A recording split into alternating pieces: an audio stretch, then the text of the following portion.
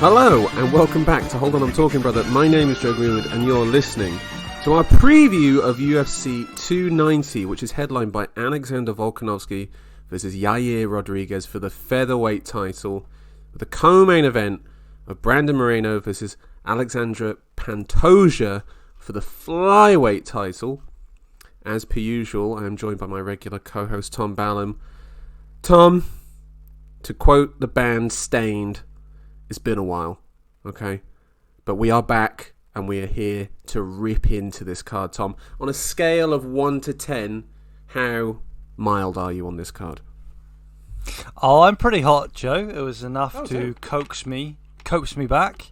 Yeah, I mean, this is the Riders of Rohan just before the fall of Helm's Deep. You know, we're riding in. I'm at the foot of the charge. You're one of the hobbits getting knocked about at the back. Let's do it, baby. Let's do it. Now, you mentioned there, Joe, you mentioned 2 fights.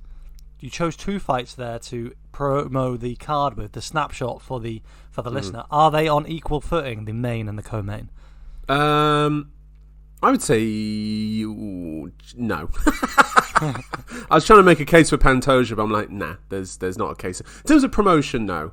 It's one of these things that, like, Featherweight has, like, over time accrued the value.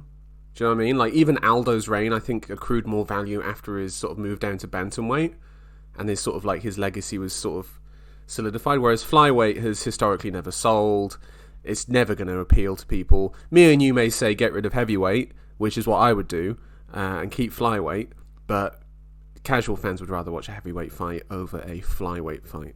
Well, is this part of your campaign for heavyweight max, Joe? I think that's what you're after. Oh, yeah, I think so. You still want to take a run at things. Be honest, big fella. You're still salty they won't let you in under 265. I tell you what, after my holiday, I was well over 265. I was tipping some big boy scales after that. I was like that big Korean lad that Fedor fought on, like, New Year's Eve. You know, that 7-foot bloke. Yeah. Do you remember? Rising. Yes. Anyway, listeners, we've gone way off track already. Let's get back on track. UFC 290, Tom. Yep. We're going to break down the main card, listeners, giving predictions for every fight. If we get who wins the fight correct, we get 1 point, and if we get the method correct as well, that's 2 points. 10 points on offer. And your man Joe Greenwood is the current reigning champion, Tom. I know that pains you to hear, but let me just tell you, you ain't getting it back yet, okay? Not yet. I'm predicting an August fall for me, okay? So, listeners, let's get straight into it. Let's get straight to this main event. Weirdly, a title unification fight here between the featherweight champ Volkanovski and the interim champ Yair Rodriguez. Rodriguez won the interim title in the co-main of Volkanovski versus Makhachev, which was for the lightweight title. Good matchmaking, sets up your clear contender. Nicely done. We will get to Volkanovski, but I think, first off, we need to go straight to Yair Rodriguez.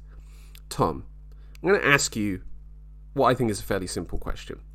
What is your impression of Yair Rodriguez now compared to your impression of him 3-4 years ago? Well, I can sum that up quite clearly and cleanly, Joe. The stink of that Frankie Edgar beatdown that Yair took early in his UFC career. We have to go back to 2017 for that one. It was a second round KO after hellacious ground and pound. Very comfortable win for Frankie Edgar. Dumped him on his butt and stood up, postured up, and just wailed on young Yair. Yeah. He took the kind of beating you don't expect young guys to come back from. That is one of those, you're going to wince if you Google that fight, because there was a nasty eye closure on Rodriguez, and it was a merciful stoppage. That's normally where you draw the line under these young flashy guys. They get a bit flashy after that, Joe, when they've taken that kind of beating, when they've got that vulnerability in their game. But here we are, 6 years later, Yair Rodriguez stands atop the pack of contenders, kind of, with the exclusion of Max Holloway, who we have to conveniently dismiss for this fight. And yeah, some might argue he deserves to be that. I feel like you're going to be one of them, Joe. How do you see Yair Rodriguez now? I find it quite weird now because we look at Yair, even in his loss to Max Holloway, I think he gained a lot of credit in that. He had the weird win over Brian Ortega, and then he had the ass kicking that he handed out to Josh Emmett. Like, even when Emmett took him down, it was like Yair was beating him up off his back. Michael Bisping, like, elbows off his back. Do you know what I mean? Where just long range elbows that he was landing, full extension. Doesn't matter what he's landing on, he's landing. And then, remember this, Yair was cut from the UFC a couple of years ago. Like, he was cut because he was just messing them around, they felt like, or he wasn't taking fights, he wasn't fit, he wasn't ready. Maybe he'd been this sort of letdown because they wanted him to be this Mexican superstar. So they cut him. It was in the midst of the Jeremy Stevens debacle. Now, Joe, that was just 4 short years ago that he had that strange period with Jeremy Stevens. The 2 matchups with him. Yeah, now, for me, that's not in the distant past. Indeed, it's only 3 fights ago. And in that time, he's also, pretty comfortably be beaten by Max Holloway. Don't mention it too loudly, though. I don't know, Joe. I don't know. I want to believe he's turned a corner, but it's hard for me to ignore what Volkanovski's done in that same period, and he's really, Joe. Yeah. We have to mention his name. He is Alexander the Great. He is the man that I'm here to see. Yeah. He is. I'm a huge fan. I can't deny him his airtime any longer because he really is on another peak to Yair. Yair is in the mere foothills, tripping over. Volkanovski's climbed the mountain, Joe. He is Mount Olympus in the featherweight division. Yeah, pound for pound, number 1 fighter in the world for me. I'm not having John Jones at number 1. 3 years off and in a shit performance against Cyril Gane. I'm not having it. Volkanovski has painted many a masterpiece in the last few years. Most notably, I think the 3rd one against Holloway. And then his, frankly, dismantling of Brian Ortega, despite Ortega's 2 incredible submission attacks in there. That was, at points, actually, Volk was worse than what Holloway did to Ortega, and Ortega took a historic beating off of him. And almost in a way, Volkanovski took mercy on him in the end by letting him get to the end of that fight. I mean, I think Volkanovski is, in a way, the most exciting fighter in the UFC, because I don't think he's going to add anything more to his game. I just don't know where the resistance comes. Does that make sense? I really don't think it's at 145, and I'm really thinking that he may not fight again at 145 after this fight. I'm thinking that he is win, lose, or draw will just move up. I think there's more money fights for him up there. Whoa. Let me check you right there, Joe. Win, or lose, or draw?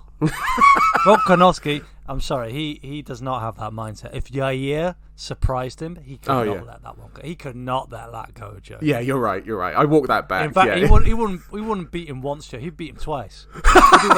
He'd be waiting in the parking lot outside after the event, Joe. This man is a competitor. Yeah. And that is why we see him at 155 eventually, returning there. He revelled in his narrow defeat to Makhachev. Fantastic fight, one that we can discuss time and again, and already, of course, we have put significant airtime into that one. Close fight, no matter which way you scored it in the end. And Volkanovski, he wants it back. It keeps him awake at night, Joe. He's hungry for it. He wants to show that evolution. He truly wants to be the best of all time. Now, he's starting to get into a position where he can start to enter that discussion. Yes. Does a win over Yair Rodriguez further his cause? I think we know it doesn't. It does nothing for him. Oh no, I think it does. Legacy. I think it does. Oh, okay. I think it does. I think it's a strengthening of the body of work. Because if you look at when I think of great fighters and their campaigns, it's who they've beat and what those opponents have offered them. You know what I mean? Right. And it's the variety of opponents of he beat this guy. He beat Max Holloway at boxing, essentially. He beat Max Holloway at what Max is best at. Do you know what I mean? He managed to get through Ortega's submission attack. He outslugged Mendes. He outslugged Mendes. Him. I know. And he was rocked by Mendes as well. And he was just like, I'm not having that, pal. I'm getting that back. Uppercut for uppercut, Joe. Yeah. And it was he a brawl. It was beautiful. shut Jose Aldo down. I mean, I think Aldo was kind of not that bothered about that fight anyway, but still, regardless, completely bamboozled him. And I think we'll probably see something similar to that in this fight. I'm just going to throw this out there quickly before I go into their respective game plans here. There's one slight weakness that I picked up on with Volkanovski, and that is to high kicks. Okay? And what he does is, he quite often will lean into them. Like, he leans into a lot of, like, these high kicks. Sometimes, like, arm up, so he's able to, like, block it, and then he can start working in from there. But sometimes these high kicks come at different points, where he's in the middle of something, and the high kick comes up, and he leans into it, like, kind of naked, basically. And we know what Rodriguez's great skill is, which is the kicking game. Even when he gets cramped, he's still throwing it. But against Josh Emmett, where Josh Emmett did push into him, showed a sort of game plan that you need to do against him, Emmett doesn't have the physicality or the cardio to put the pace on that Volkanovski does, and I expect that Volkanovski's game plan will be just to cramp him as much as you can, make it a clinch fight, dirty boxing, the Yoel Romero arm movements there, up against the cage, dragging him down. I'm expecting wrestling as well. I'm expecting attacks to the back, and I'm not expecting any sub-attacks from there, but I'm expecting ground and pound, mostly from the grappling exchanges from Volkanovski. For Yair, I'm expecting long-range kicking game, lateral movement, and actually, I think Yair should slow the fight down as soon as possible. Make it as slow as possible, so that he can keep pace with Volkanovski for as long as possible. I do think Volkanovski would probably take over in the later rounds if it gets that far, regardless, though, of what Rodriguez does. I love that analysis, and I think a lot of it is valid, but one question came to mind immediately there. Sounds nice to have a nice slow fight, shot for shot, against Alex the Great Volkanovski. I'm not sure how he achieves that. How does Yair slow this fight down? How does he bring it to a pace that's more sustainable for him? You either go for something like kicks to the body, okay, which will be... He'll have that leg reach advantage over him, so he could throw kicks to the body. I presume, though, that Alex would be prepared for that, be aiming for some court kicks. Again, the problem with that, though, is that you would then set yourself up for a high kick from there. And also, you've got to, like, you know, shut off his wheels, essentially. So you've got to go for low kicks as well. I also think a sort of jab, lateral movement, kick combination could be a good thing to do. And also what really impressed me in the Emmett fight was that he was throwing like these wild kicks, foot would land, and immediately a jab or a straight would be right behind it. Do you know what I mean? Like I remember there was one where he threw like a right lead kick, foot came down, and immediately left hand straight behind it, catching Emmett. Didn't knock him down, didn't cut him or anything, but it was constantly like rhythm sort of like breaks that he was getting into with Emmett. If Rodriguez goes out there and fights at that pace immediately, I think that's a dangerous thing to do against Volkanovski, because the chances of getting him out of there, I think Volkanovski now is very, very difficult. So I think that's what he has to do. I kind of thinking like, remember when Whittaker fought Adesanya the second time? Where like the pace got really slowed down and people made a case for Whittaker winning that fight. Not for me personally. Mm-hmm. I'm thinking Rodriguez would have to do something like that. Does he have the discipline to do it? I don't know. Okay, Joe. Well, I believe he does. I do believe he does, but I don't know if he has the skill. Right. By that I mean like, I think he's a very well drilled fighter, despite his penchant for flair. Yeah. I think he does bring back kind of, how do I express this? He trains in a certain mold, and he's able to fight within that mold, then express himself. Yeah.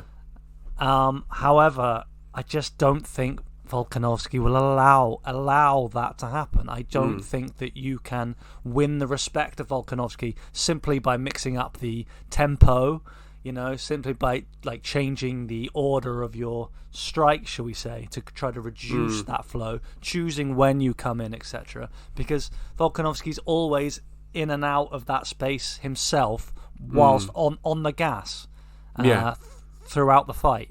it does also invite that question that if Volkanovski is stepping in through the kicking range of Yair, right, and Yair doesn't have that space to operate in, even though he does have incredibly impressive kicks, that invites so many more facets to the fight which favour Volkanovski. In that kind of telephone box, when he's inside the kicking range of Yair, you've got to favour Volkanovski in those positions. You know, you can see him potentially wrapping up clinches, going to Muay Thai grips, and of course it does open up the possibility of some trips for Volkanovski. Yeah. I don't think that Yair would have the same success that he did against Emmett were that to happen. I favour Volkanovski on the mat. I would also favour that. I think also particularly if my prediction's correct, that Volkanovski would be looking for the back as well. Like I think that's what he'd be going for, and also the Muay Thai clinches as well up against the cage, just tiring Rodriguez's arms out. You know, that would be what I predict his game plan would be. I think also what you're saying as well with if he comes through the kicking range is that I wonder if Yair will then introduce knees into it from there. I mean, he must be thinking that. He must be thinking that Volkanovski's going to press. He's in range for knees. He's in range. The height helps him for that. Surely he must be. It's just that Volkanovski's probably aware of that as well, and that he has probably something lined up for it. This is the scary thing. Well, I think that invites takedowns, Joe. I think that's what it does. If Yair works, let's say, Yair throws something special. You're not going to come out and tell me Yair catches Volkanovski with a flying knee as Volkanovski kind of ducks inside that range of the kick.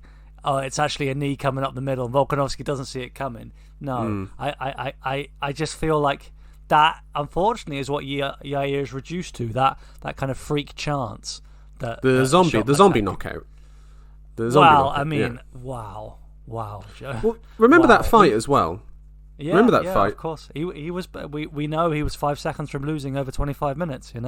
Yeah, he got whooped. He got whooped by a subprime Korean zombie. And I know that Yair's not the same fighter anymore. He's an older, more experienced guy, but it was still an ass kicking he took with one of the most amazing knockout finishes you've ever seen. Oh. And then I go back to the Max fight where, he's giving Max some problems on the feet, and then Max just wrestled him. Like, you don't think Volk's going to think of that? How do I get to a single leg from there? Do I get the trip? Do I tree top him? He's thinking all these things. And then also with Craig Jones as his jiu-jitsu coach, now the number one grappler in the world after his win over Felipe Pena. I'm sorry, man. I almost think in a way Yair would hope to, at points, if they get into grappling, to be able to just go to his back. Would Yair just pull guard so he can throw elbows? Is that something that could happen? Throw a triangle up? Something like that? He's got the limbs for it. Well, we know now with the evolution of the sport, you're at desperation stakes. If that's what you have to resort to, it can't be argued that is an inferior position. All right, the Tony Ferguson era, Joe, it's finished. Yeah, it's over. All right, elbows off the back. They were always a bit unorthodox, always something surprising, some weapon that someone might impress you with, surprise you that they were able to produce that kind of damage and obviously catch off an opponent who was relying on top pressure alone to win them rounds. But we have surpassed that. Yeah. And if that is what Yair is reduced to, that's a sorry state indeed. I think what you can see here, Joe, is my prediction emerging. Yeah. What are you going for? Volkanovski wins this fight by TKO. Ooh. TKO. He withers him. He withers him over time, and Yair wastes away in front of the fans. Mexico mourns. No more champs this fight week. Wow, hold on. Have you just given away your prediction? Oh, my word. I've given a double, Joe. Oh, my Lord. I'm saying the number of Mexican champs this week, it doesn't increase. Okay, all right, okay. That's probably fair. Yeah, I've gone for Volkanovski as well. Can you pull up the odds on that, please? Who's Joe Rogan's assistant? Can you pull up the odds on no more the level of Mexican champions? Does it go up or go down? I want that bet. You want that bet? It doesn't increase. It doesn't increase. Okay, yeah. It maintains or reduces. Yeah. Give me your prediction. Okay, so yeah, it's the same for me. Volkanovski by 4th, 5th round stoppage. I'm expecting just Yair to be a bloody mess. I'm expecting Frankie Edgar, but on all the PEDs. Do you know what I mean? I'm thinking all the EPO. I'm just thinking Volkanovski, he's standing at his corner, he's waiting to come out, and Yair's a beaten man. And then it's just, maybe if I go to my back, I can throw an elbow, and then just, Volk gets over him, pounds him into the mat. Late finish for me. I think Yair's a tough dude, but I think Volk's pace and game planning will be too much for him, in my humble opinion. Cue Yair Rodriguez head kick inside a minute, knocking out Volkanovski. All-time upset, that would be, Joe. That would enter the pantheon. Sarah versus GSP. Well, of course, people reference Holm and Rousey as well, as in like upset, freak event. You know, it's the GSP loss to Sarah, and then it's that I feel like Holm Rousey's so bad because like Rousey was so badly exposed. Can you imagine to compare Volk to Joe? Yeah, Yair makes Volkanovski look like Rousey in the Holm fight. Wow, if he does that, I might actually just say Rodriguez is the greatest featherweight of all time. But yeah, Joe, I'm retiring right now if that's what. Right, let's move on to the co-main event flyweight title fight: Brandon Moreno versus Alexandre Pantoja. These two have fought twice before, once on the Ultimate Fighter, which Pantoja won via RNC. Joe, I think you've opened with a key facet here, those 2 wins for Pantoja, but I think you've got to go into a bit more detail. Give us the nature of those wins and how Pantoja got to them. First off was a rear naked choke win on the Ultimate Fighter for Pantoja. Moreno at that stage in his career, I mean, how many years in was he? 5 years in? 4 or 5 years in? Pretty inexperienced guy, 2016. Okay, fine, it's on the Ultimate Fighter. 2 years later, nearly 2 years to the day, he rematches and loses a unanimous decision to Pantoja, including a couple 30-26 cards for Pantoja. Pantoja did put a bit of a whooping on Moreno then as well. But we're 5 years later, and in the interim... Okay, well, before we get to Moreno and where he sits in the sport, I'd like to know, did we have the chance to see those weapons of Pantoja? What was the difference between the two men in that most recent matchup? Well, essentially this was what the fight was, which was Pantoja pressing into Moreno backing off, and Moreno landing some really nice combinations, and Pantoja just like eating them, walking through them, so that he could then get to grappling exchanges, taking Moreno down, and delivering some ground and pound. That was the thing, is that you could see Moreno getting flustered by it, but it was just like, this guy shouldn't be like walking forward still, like, yet he still was with absolute confidence, and you saw Moreno over time just sort of like wilt, like his confidence just started to go. Whereas Pantoja, who does in a way live up to his nickname of the Cannibal, literally ate Moreno alive, took his soul, took his confidence, and with it, like, and Pantoja, I was going to go through the 5-year thing, and like, he beat Moreno, and Moreno went on to become the champ, whereas Pantoja lost to Davison Figueiredo, he lost to Askar Askarov, and has since then gone on a 3-fight win streak, and it kind of actually illustrated something to me with Flyweight, which is that, like, how they got this division going is that they just made all the top contenders fight each other, and it's, if Pantoja wins, he's just got to rematch everyone. Like, he's going to have to rematch Brandon Royval or Manal Cap or potentially Davison Figueiredo if he still stays down at flyweight. Like, it's just, they just made each other fight each other, which meant that it was difficult for someone like Pantoja to get too much of a win streak going.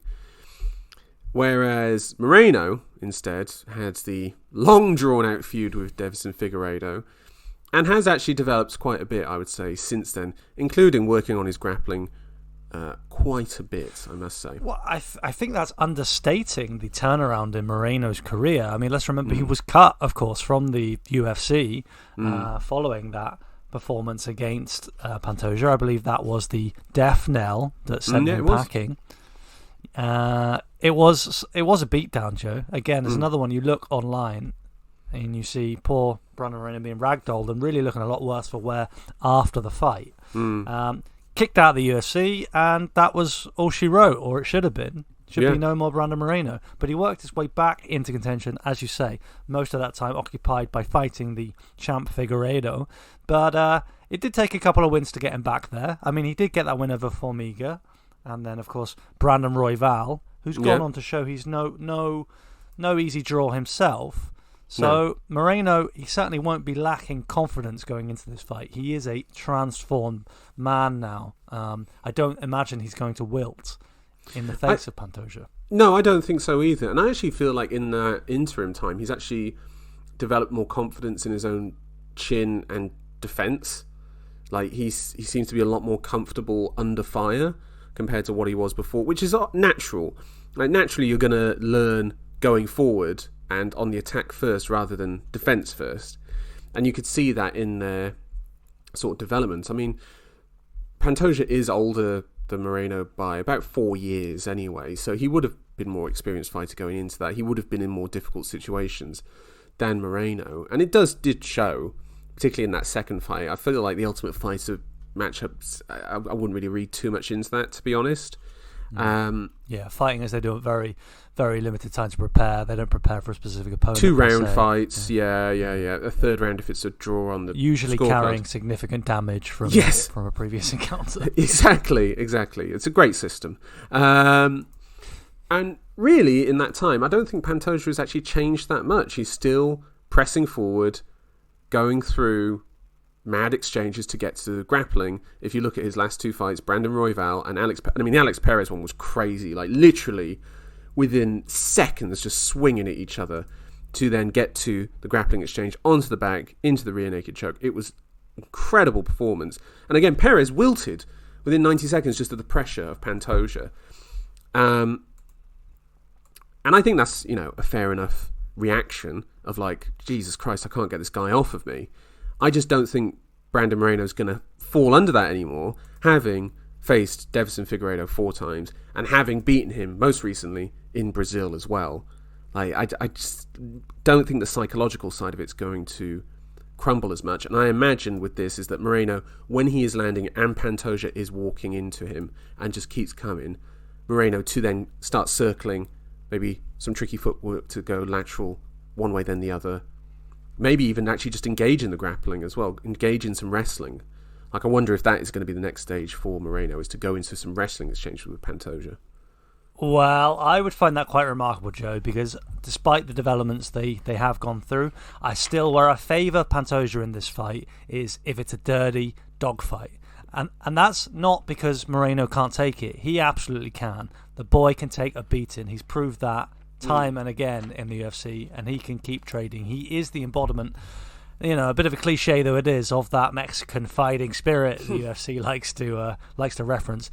Moreno's it, Joe. He will walk through the fire time and again, and emerge on the other side toughened, with a opponent vanquished. However, if it becomes a less technical fight with a lot of clinches, and I'm thinking about Pantoja meaning engaging in clinches, maybe I don't see it taking place on the mat quite as much, or at least sustained top pressure for either man. I think you might get some scrambles. I'm setting myself up to be disproven here, but I think we might get some scrambles, limited control time. But Pantoja trying to make it a dogfight, phone box style, whereas Moreno trying to have a volume-heavy approach and keep some different distance between the two. Yeah, a craftier striking style, long kicks from the rear leg to the body, that sort of thing. Yeah. It would be probably the game plan that I would imagine for both of them. I mean, again, I do think that Pantoja is a really difficult matchup for Moreno. Like, really difficult. It's, we've seen this matchup before and we've seen him struggle with it. I struggle to take too much from the Figueiredo's last few fights, where Figueiredo was such a reserved fighter who doesn't put as much output out there. I mean, what is Pantoja's strikes landed per minute? I mean, it's probably something crazy, isn't it? Like 4.25. 4.25. That's monstrous. Your boy's a hurricane, and he hits hard too, Joe. He hits hard. Yeah, he does hit hard indeed. All right, should we just go into it? What's your prediction, Tom? I can feel where you're leaning. I don't know if you're actually fully in the pool. Well, I do like to hide my hand till the last minute. I like to sway you from one side to the other before dunking you in the water with some outrageous, unforeseeable prediction.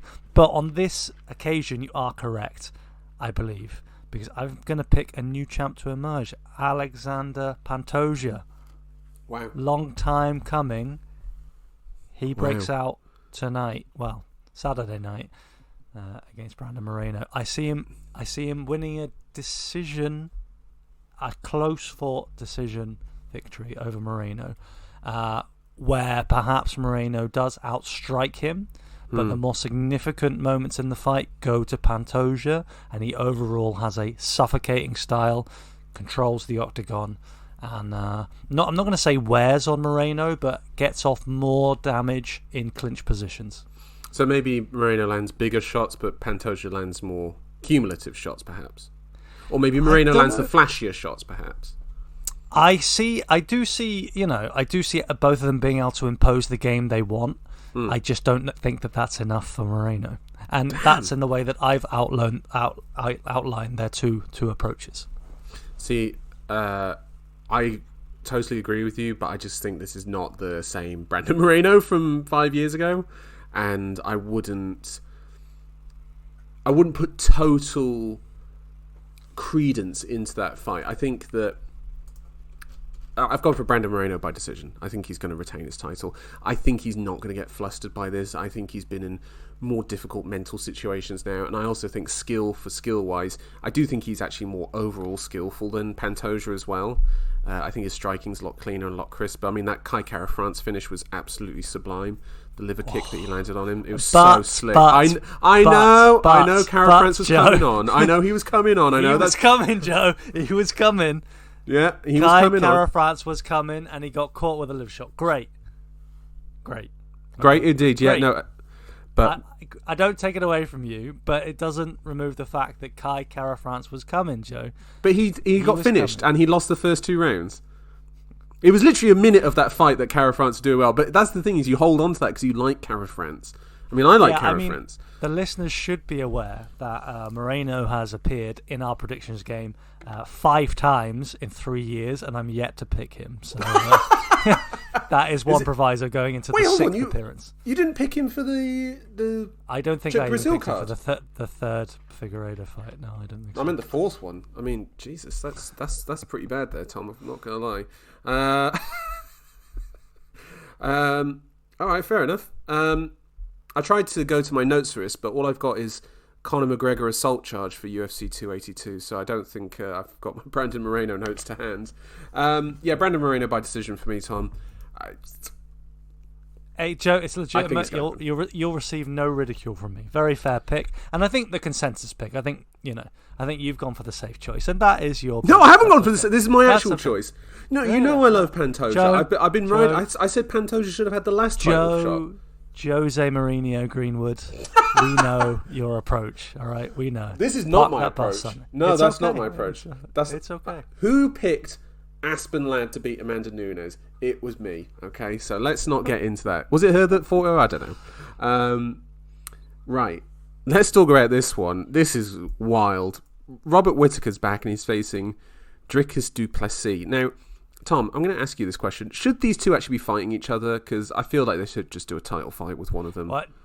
Joe, if you want to be a maverick, this fight is your chance. If you want to prove that you don't park the bus, you to reveal your pick. Don't play mind games with me. Like, I'm not having that.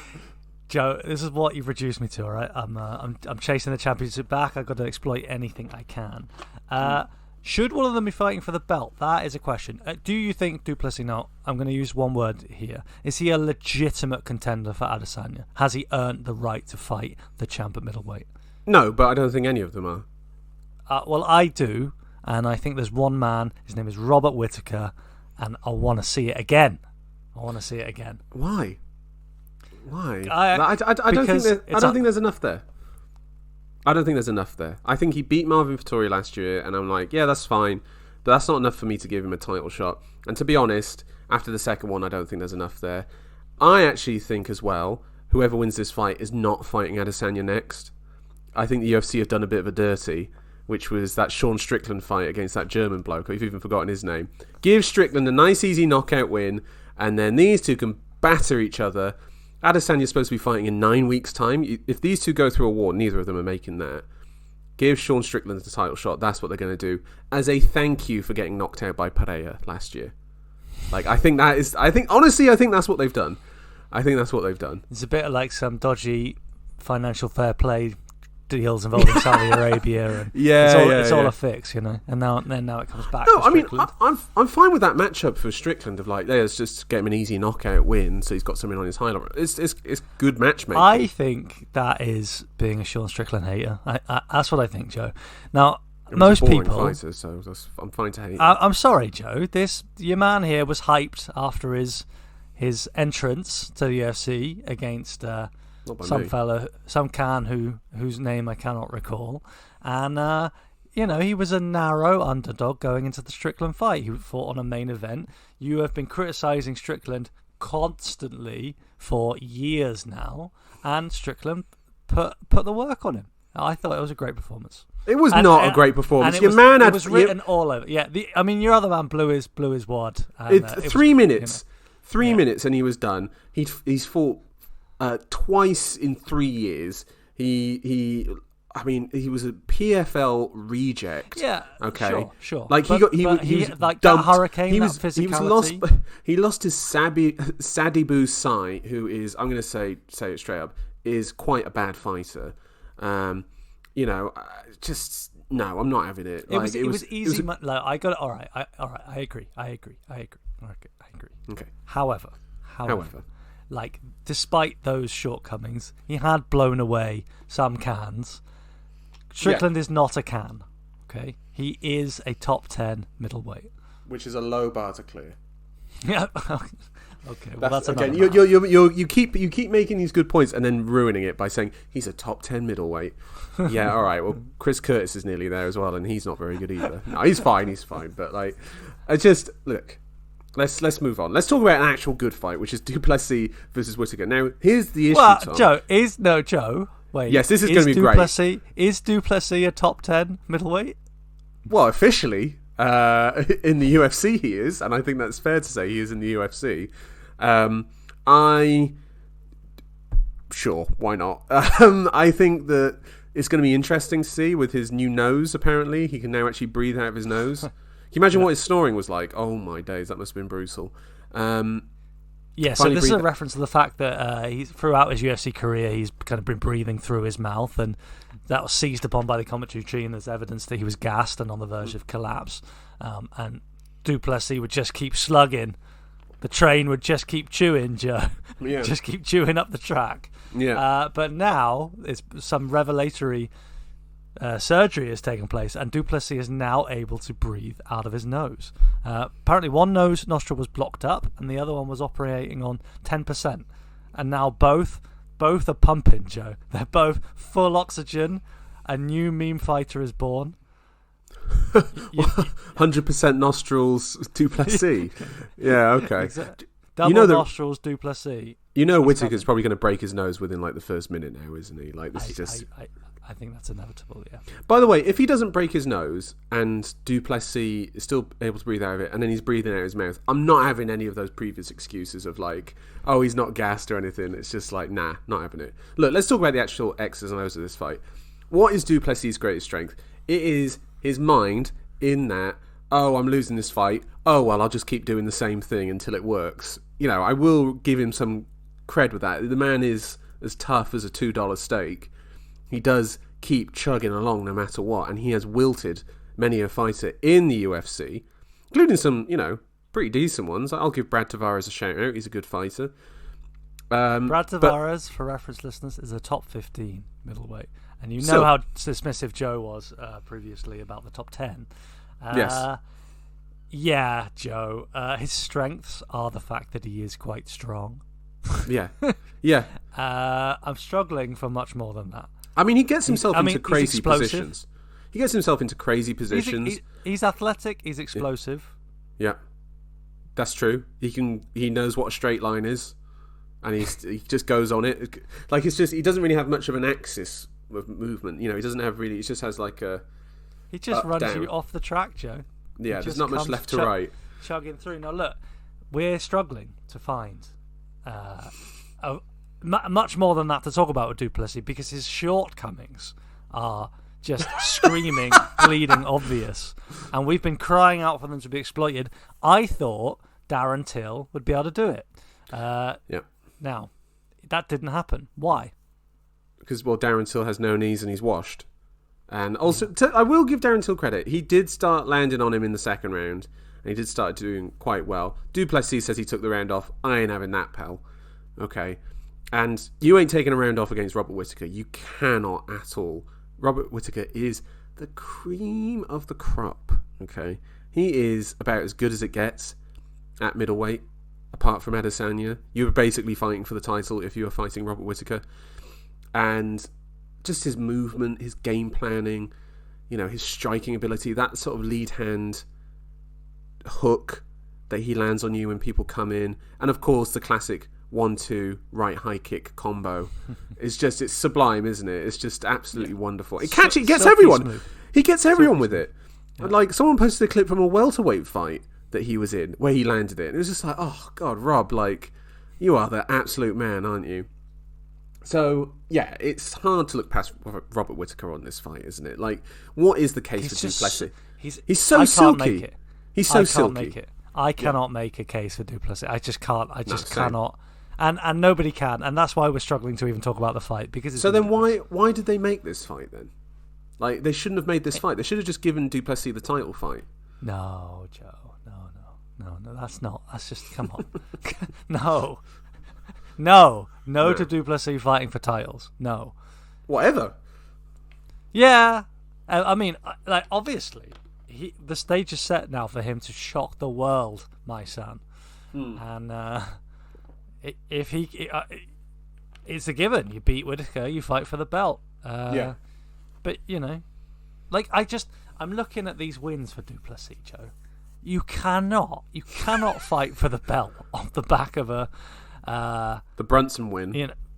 Brunson, who's Darren just Till. Absolutely Tony Ferguson falling off a cliff style. Right. Please don't let him fight again. That's where Brunson's at right now. What about that guy Alex Perez, the guy who does the Joker makeup? Do you remember him? Yeah. Marcus Perez. Du Plessis' debut. Yeah, Marcus Du Perez. Plessis' debut win back in 2020. Trevin Giles, where he was losing. He lost the first round. Brad Tavares. Yeah, actually, now that I'm looking at it, Tavares is his best win, and Tavares absolutely gave him a bit of a whooping in that fight at times. It was just his grit that got him through. It was, and he did show grit. All right, so explosion, grit, and straight lines. That's what we got for Du Plessis. Weird shit as well. No, he's. Yeah, that comes from his athleticism. Weird shit. Yeah, but that just that whole I'm just going to explode on you. That shouldn't work. You shouldn't get this far, and you don't get any further. Tom, I'm going to stop you there. Robert Whittaker decision. You don't think he has the tools to put Du Plessis away? He does, but he's that tough. I think he is that tough. I think he's that tough and athletic that he can get through it. TKO Robert Whittaker. Oh! Third? I just think about the state Du Plessis is going to have been in by the third. Just think about that, Joe. Nostrils or not. It's only 3 rounds. We've never seen it. What are you talking about? Sorry about that. I'm assuming because we're talking about in the loftier realms of the middleweight picture. Yeah. Oh no! Have you made a mistake with your pick? I'm thinking it's 5 rounds. Listeners! Oh my God! Controversy reigns. Oh dear! If it was fight, can you imagine Du Plessis 5 rounds with it sounds preposterous. Can you imagine him against Adesanya for 5 rounds? It'd be mental. It would look like a car crash for him. Adesanya would look like he's just woken up from a nap. I think we've seen it, Joe, and I think Paulo it's the Costa. same thing that happened when Paulo Costa tried to fight Adesanya. Yeah. Fair enough. Right, let's move on. Dan the Hangman Hooker versus Jalen Turner. Jalen Turner, by the way, apparently he owned about 100 tarantulas and he's given away over half of them in the last couple months. Good for you, Jalen, because that is a weird thing to own. Is that his way of mourning the Gamrot loss? By the way, I rewatched that. He beat Gamrot. Like by the way, I'm a Gamrot truther now. Gamrot overrated, not it, not at it, not good enough, not having him. Anyway, enough of my Gamrot hate. Let's talk about Dan Hooker here for a second. He's got bleached blonde hair and he's got a load of new tattoos. He said he didn't want to fight Tony Ferguson. Yeah, he's wincing, not even at the Tony Ferguson bit. He said, I don't want to fight Tony Ferguson. What's the point in that? He felt insulted by being offered the Tony Ferguson fight. Said he wants, contenders because he wants to get to the title. Good for you, Dan. I want to be a multimillionaire in a mansion. That ain't happening. So, Tom, can I ask you something? Are you worried for Dan Hooker? Well, I knew you were going to say this, Joe. I knew it. He's in this Max Holloway spot for me. With even with wins, I still worry about him now. I worry for Max, man. I worry that I'm going to see that fight one day where he gets landed on and he just falls. That's my fear, and I don't want to see it. Will you put Dan Hooker alongside Holloway and other facets of the sport? Yeah, in that they've both fought at featherweight and lightweight. Is that as far as the comparison goes? I'm saying, okay, yeah, all right. Unfortunately for Dan, I think it is. However, he is coming off the back of a win. He did beat Puelles last time out. He did find Puelles out. People had some faith in him, but Hooker showed toughness and grit that we see in fighting off that leg lock. And absolutely humbled Carlos Puelles. He belongs. He's a professional. And okay. I think this is a legitimate fight, given where the Turner is in his UFC career. Okay, where is Jalen Turner for you? Well, I think a case can definitely be made that he beat Gamrot. However, that's not how it was scored. So that is a point where you stop and turn, and you look back and you think about his loss to Matt Frivola, and he needs to get back on the horse. And this Dan Hooker is the man they turn to when someone needs to get back on that horse. Yeah, I mean, if you look at Dan Hooker's recent record, like the guys he's lost to, he lost to Poirier. I rewatched that fight, by the way, the Poirier fight, and it's just like, jeez, oh my God. Woof. Like a woof indeed. Yeah, Poirier, Chandler, Makhachev, Arnold Allen. That's about as good as it gets in terms of, lightweight and featherweight. And his wins are Nasrat Haqparast and Claudio Puelles. And it's like, well, there's not even a line between those names. It's a, canyon between them. I mean, let me take one thing out there. Hooker Chandler. Now, obviously Chandler absolutely blew Hooker away. Yeah. I think that's the one there that Hooker will look back on and just wince, I think he would believe he can beat Michael Chandler. I believe he can beat Michael Chandler. I don't think so at all. I don't think you can beat Michael Chandler. You do have a poster of Michael Chandler in your bedroom. Be honest, Joe. Tell the listeners. Yeah. Kirsten tells me to take it down all the time, but I refuse. Look, let's talk about this. Jalen Turner, long-rangey striker. Okay. Power puncher. Right? Is there the fear that Hooker is going to get folded in this fight? Like, do you think he can take that sort of damage off of Turner if Turner starts cooking in this fight? No. Right. No. Do you think Hooker's gone past the line of... Yeah, he's taken too much damage, Joe. Yeah. He's taken too much. It's one of those where it's like that upset me.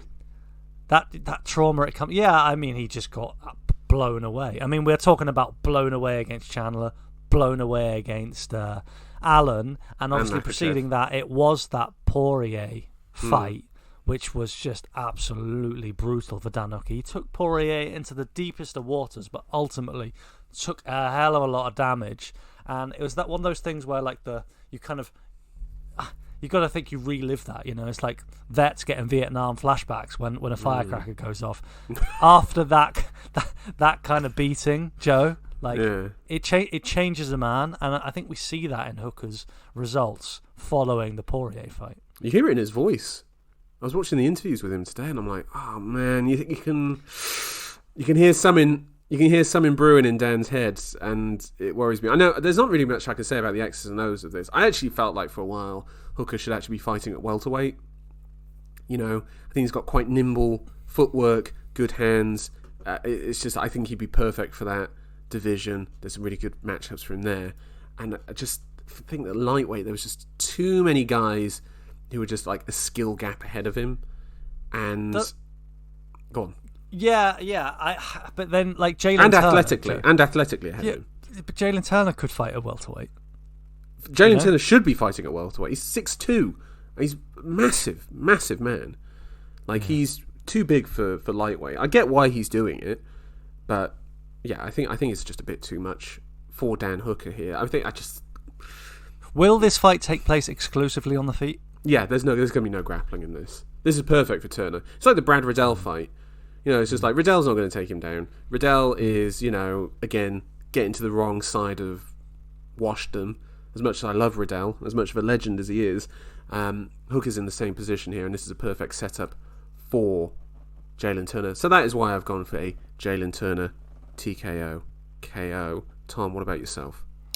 It's the same here, Joe. It's a Turner TKO. You got to look at the facts on the wall. You got to read it like it is. I'm sorry, Dan. It is a bit harsh, isn't it? But what do you do with Dan Hooker? He's a name. He just keeps getting these draws. The thing is, Joe, the problem for Dan Hooker is almost in the style that he fights, and that's that. Like you can pretty much say almost anybody's name and then Dan Hooker, and it's going to be a good fight. It's watchable. It's intriguing. Yeah, it's watchable to see what's going to happen. So who do you match him up with? Who do you find for him? Where it's like we know he should be getting some layups. Tony Ferguson. Oh, Bobby that's Green. Too much. That's dirty. Bobby Green. Yeah. All right, that'd be a good fight. By the way, Ferguson is facing Green next. Which that will not be a good fight. That's sad. No. That's just sad. Oh man, it's sad, isn't it? It's sad. I mean, yeah, I there's some excellent fights out there for Hooker. Why not even RDA at 170? Like that could be a good one. I mean, by the way, why is RDA still ranked number 9 at lightweight? It's 1-3 in his last lightweight fights. Like, let's come on, lads. Right, let's talk about what's opening this main card. Last minute replacement for Bo Nickal, Valentine Woodburn. Yep. Go ahead, Bo, and run over this man. That is what you are here to do. Well, I believe, Joe, you've gone above and beyond. You have the backstory of Val Woodburn coming into this fight. I know he's a man you followed throughout his... yeah, deep in the source. I'm actually his biographer. Yes. No. I was watching the fighter interviews, like the pre-fight interviews. Where the journos get their time down with him, and he was chatting about like what brought him into fighting. He was asked about this, like what was this going to be his thing? Getting crushed as a last-minute replacement against Bo Nickal. Yeah. Do you want to make 10 grand? Yeah, come on, lads. Is that what he said, or did he have a slightly different? No. He's like, I'm here to ruin the show. I'm here to do all that. Yada yada yada. You know the speech.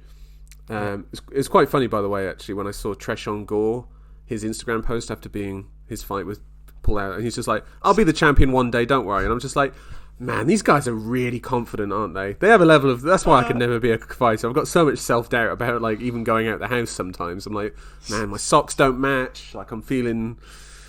These guys just don't have that. Anyway, Big Val, he was talking about what got him into fighting. And he said that his dad used to be a boxer. And I was just like, oh, okay, yeah. So I'm guessing that this guy, probably been in boxing gyms or whatever else. And he said, like... Yeah, so, we used to have this ring in our back garden. It was, like, all mud. And it had some ropes just hanging up. And people just used to go in there and scrap. And I remember watching my dad just fighting and boxing in there with people. And I remember one time watching my dad take an absolute ass whooping. And I was just like, man, my dad's getting beaten up. And then his dad just poured water over his head and went back out there for some more. And I watched that and I'm like, yeah... Just in the back garden. I respect that. Yeah, just in the back garden, just down the road, down some back alley, just watching lads fighting. I was just like, my God, like, what a story. What a story. Like, there's so much more to that story in the 4 sentences that he said that's just drawing up so many images for me. Anyway, Bo Nickal's going to smash this dude and he's going to get him in a first round submission. Yeah, I mean, I got to be honest, Joe, I didn't go quite so deep into the Val Woodburn story. It's not something that I'm well well entwined with. Though having heard it, I'm concerned. I have concerns. What, child welfare sort of thing? I feel like there's some psychologists out there who can earn a good paycheck. But first, Bo Nickal's going to win this fight. How? Well, I know Bo Nickal would like to show some wrinkles. I think he'd like to show a bit more, going a bit longer, a bit more developed stand-up game. Now, can you tell us, will Bo just be rushing for a shot, much as he did in his last fight? It was a bit of a panic takedown in the end for me, last time we saw Bo. I'm expecting something close to maybe his Contender Series fight. There was a really slick one. It was his second one, where he threw a left straight, and as he did that, the right hand came down for like the trip, like the single leg trip, and he got into the wrestling from there, and then he got a triangle choke, and it was so slick how he just rolled over. He rolled from this guy from Mount onto his back into the triangle choke, and it was all done in this one fluid motion. It was Donovan Beard, that's who it was, who, by the way, was actually, not a scrub on the regional scene. He was 7-1 going into it. I think he was LFA middleweight champ, if I remember correctly. So, good regional fighter, could probably make it somewhat in the UFC as well, and he just ran through him. To be honest, I'm expecting the same here. I'm expecting a much more relaxed performance from Bo Nickal. I'm expecting a first round sub, and actually, Tom, I'm going to say it right here, just give him the title shot. Like, what are we waiting for at this stage? Just give him the title shot. His striking is not going to get good enough to ever beat Adesanya in that way, so what are we waiting on? Like, just get him in there, see what happens, because if he wins, you've got the American hero and all that, and if he loses, oh well, it was his 5th fight. Nah, I'm not having it. I don't like that at all. You said just skip the entire sport, like the entire development. Yeah, why not? Fight. Just skip that. Nah. I mean, middleweight is struggling, but you don't fight for the belt unless you've beaten Robert Whittaker, Joe. You don't. No, that's not fair. That's ridiculous. That's absolutely ridiculous. Give me a pick. I've picked Nickal. Okay, good. Yeah, and I've picked him by TKO. A bit of ground and pound sort of thing. Ground and pound. Yeah. Okay, fair enough. Right, listeners, we would talk about the prelims, but really all there is to talk about is Jack Della Maddalena, whose name, by the way, is not Jack Della Maddalena. It's Giacomo Della Maddalena, which I love. I absolutely love that. An Australian bloke called Giacomo. Doesn't get funnier than that. There's some other jabronis that we could talk about, but we'll save that for next week when we do our review episode. Tom, let's talk about middleweight just quickly.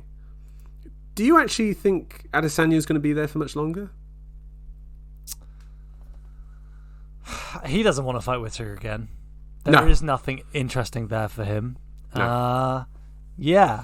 I don't know if it makes it more or less enticing watching your boy Pereira go up. I guess you'll see how he fares before Adesanya makes a debut of his own. He said he's not bothered about fighting Pereira again, and I know he doesn't. I'm sure he's not. As far as Adesanya would you be decided? Yeah, the chapter is closed, Joe. Like, I lost 3 times. I won 1. It's over. I'm the best.